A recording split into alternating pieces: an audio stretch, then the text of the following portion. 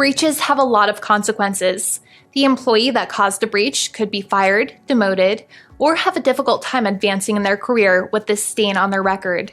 Companies at fault during a breach face massive financial expenses, reputational damage, and job cuts. But there's another factor at play in a breach, and that is of the individual whose information may have been exposed. When a breach affects the sensitive information that a company possesses, many times, it is their customers' personal information that is exposed to the cybercriminals.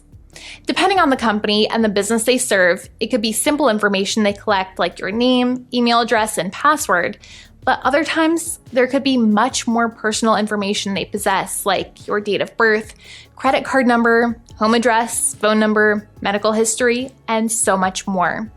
In some breaches, this sensitive information on an organization's customers is harvested and published on the dark web by the attackers. The data is bought and sold by others who plan to use it for scams or identity theft.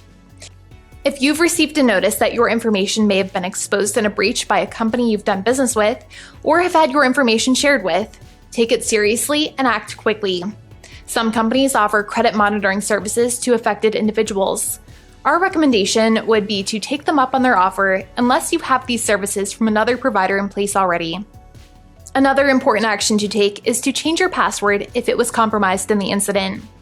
That password should be significantly modified for the service that had the incident, along with any other accounts that may use similar credentials.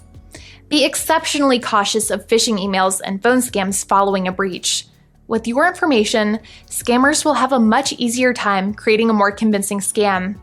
For serious situations where financial information of yours was exposed, consider working with your bank to get a new credit or debit card, put a credit freeze on your accounts, and just keep a close eye on your financial statements each month to monitor for any suspicious activity.